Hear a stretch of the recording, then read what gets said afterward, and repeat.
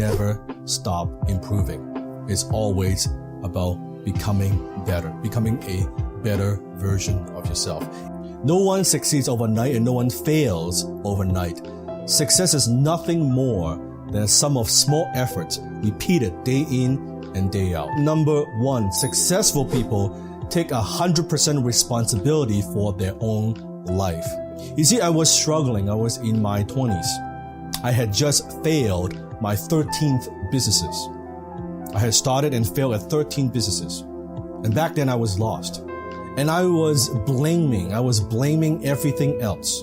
And when I met my first mentor, Alan, when he sat down with me and he asked me the question, Dan, what's not working? I said, everything is not working, right?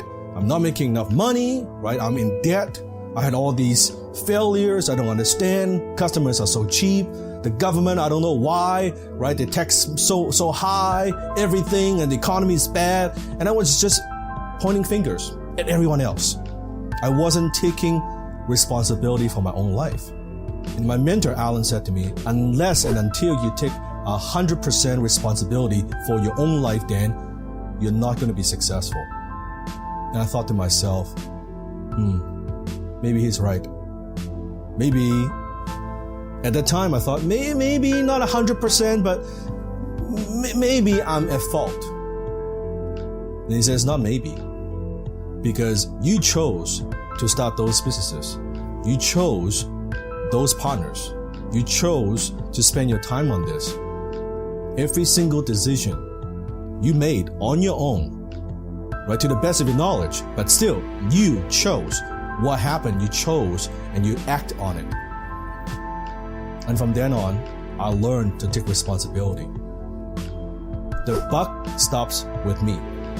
If it's meant to be, it's up to me. And it's something that you need to think about, because blame people.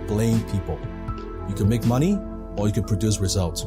You cannot do both. Take 100% responsibility for your own life. Number two, and that is you have to decide exactly what you want. Most people in life don't get what they want because they don't know what they want. And my mentor said to me, well, Dan, you need to set a goal. Now, up to that point, I haven't set any goals. He said, I want you to set a goal.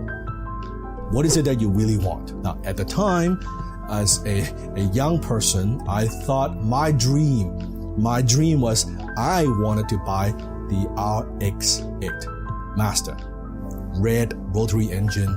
And I thought if I could get that car, I have made it, right? That was my dream. That was my only dream. Right? I thought it would be so cool if I could drive that car. And he said, good. Said that's a goal. Make that's what you want to do. Right? I said, okay, great. So now from kind of like, I'm doing all these things and I'm starting all these businesses and I wanted to provide for my mom, but I needed something to motivate myself, right? I needed something that I could see, that I could feel, that I could just focus on. And the RX-8, that was it for me. Because at the time I was driving the hatchback Master 3, right? And I wanted to upgrade. That was my dream. You have to know exactly what you want. Number 3 is you have to believe it is possible. That's it. You just have to believe that it is possible, not just for others, but for yourself. If I could focus that maybe, just maybe it's possible for me. So it doesn't seem like so far-fetched. It doesn't seem like you're not living in the basement with your mom and now you want to buy a $10 million home. It was like, hey, I'm driving a hatchback and I could upgrade to a sports car. That was it. So you have to believe it's possible. It's possible for you. Napoleon Hill talks about this in Think and Grow Rich. Whatever your mind can conceive and believe, you can achieve. And it's very, very true. You have to first believe that you could do it. Number 4, highly successful people, they visualize success. So here's what I did. Once I know that this is my goal, once I take 100% responsibility that I can make it happen, and I believe that I can make it happen, I visualize success. So I cut out a page from a magazine that had the RX-8 on it, and I put it on my vision board. I would look at it every day and I would visualize what it looks like. Right? I would close my eyes and I could see the interior of the car, that I could see that my hands is right here, right? I can see the stick, right? I could see the whole car, I can see the interior, I can feel the leather seat. And I would visualize until it becomes so vivid in my mind that I could see it, I could smell it, I could feel it, right? I could feel this. I deserve this. This is what I could do. And I do that every day. Visualize my success. Number 5, successful people act as if. So when I hang out with my friends at the time, and we would see an Alex 8 driving by, and I would tell them, hey, that's my car right there. And they thought, again, you're crazy. What are you talking about? That's not your car. And I said, that's my car. No, you drive the hatchback. No, that is my car. Every single time I see the RX-8, I was acting as if. I wasn't lying. I wasn't lying to anybody. I was conditioning myself. I was acting as if the result has already been accomplished. So I act and talk in a way that, hey, you know what? That it's mine. It's mine already. It's done. It's a done deal. So acting as if. See, most people, they wait till that they see the result, and then they say, oh yeah, then they feel that they deserve it. No. First, you have to believe that you deserve it first before the result will come along. It's the other way around. Number 6, successful people are willing to pay the price. So it's one thing to dream, it's one thing to believe, but at the end of the day, you have to do something, right? You have to be willing to pay the price. And in this case, because it's simply a car, it's quite easy to calculate. So I found out exactly and precisely how much it's going to cost, this car, right? And I thought to myself, okay, it's going to cost me this much down payment, and it's going to cost me this much in monthly payment. Okay, so what I needed to do is I need to focus on generating enough income to pay for that. And I was willing to pay the price. So when my friends, when they were going to pubs, when they were partying, when they were just wasting time, I was working. I was just working day in, day out, long hours every single day. No break, no time off. I would just focus because I was willing to pay the price. So one of the questions that you have to ask yourself is, what price are you willing to pay for success? What are you willing to give up? What are you willing to sacrifice? Because there's always a trade-off. Number 7, successful people feel the fear and they do it anyway. See, a lot of people, they think that successful people have no fears. Of course we have fears. Of course we have doubts. Of course we are afraid to make a decision sometimes. We're human beings. The difference is we don't let the fear stop us.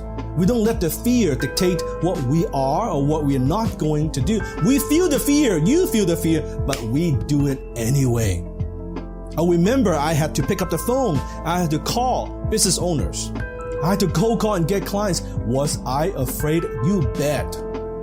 Was I nervous? You bet. Do I like those rejections? No, of course not. Right? Of course not. But I feel the fear. And I do it anyway. I do it anyway. I do it anyway. Just keep at it. You keep at it. You keep at it. Number 8. Successful people seek mentorship. You see, unsuccessful people, very often they have a big ego. And please, listen to me. Your ego is not your amigo. Your ego is not your friend. Your ego will destroy you. See, when I was doing it my way, right, I let my pride, my ego, stop me from seeking mentorship until I found my first mentor. Now, that may or may not be the answer for everybody. I'm just telling you that was the answer for me. Finding my mentor, finding that first mentor changed my life. It turned my life around. Seeking mentorship. I don't have all the answers. I don't know everything. There's no way someone knows everything. And the more you learn, the more you realize how little that you know. So my mentor was giving me the mindset and the skill set that I needed to achieve my goals, to buy that RX-8. Does that mean I don't have failures? Of course I have failures. But success is going from failure to failure without losing enthusiasm. Winston Churchill. Number 9, successful people have enthusiasm. You notice, high-income people, they have high energy. Low-income people, they have low energy. They can't get anything done. They're not productive. They cannot make it happen. They lack the vitality, the energy, right? The enthusiasm, the stamina to make things happen. Then how are you going to accomplish anything if you don't approach anything with passion and enthusiasm, right? You may not be the best at it right now, but if you are enthusiastic and you believe and you're passionate, incredibly passionate about what you do, you're going to make it happen. Number 10, successful people commit to constant improvement. You see, after I did all these things, I act as if I pay the price. I seek mentorship. I kept going. And finally, I got the car. And I was so excited I went to the dealership. And by that time, I had already test drove the car multiple times. I knew exactly what I was getting myself into. And I walked into the dealership. And the car salesman was telling me he has never sold a car this fast. We got the paperwork done.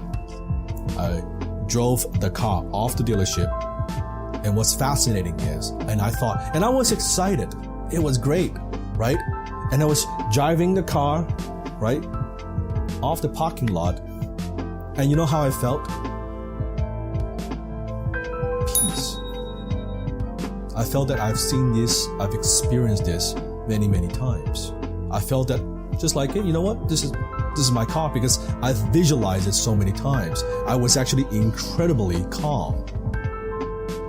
This is how it's supposed to be. And it's great. It's like a deja vu, that kind of feeling. Because I've seen it in my mind so many times. I acted as if I knew it's mine. And when it's mine, okay, yeah, it's mine. What's the big deal, right? And then I set the next goal, right? I want to get the next car. And I know at the time I thought car was my thing. I'm not interested in those things anymore. But at the time I thought I'll get the next car, the Mercedes, the Audi R8, and on and on and on, and the Bentley and all those things, right? So successful people seek mentorship. They also never stop improving. It's always about becoming better, becoming a better version of yourself. If you want to be healthier, what do you need to do? You will study nutrition. You will study fitness, right? If you want to be a good cook, you will learn recipes. You'll learn from other chefs. You will brainstorm ideas. It's no different. If you want to be successful, you have to make that a subject that you study. It has to be something that you take seriously. It's something that you put some effort in.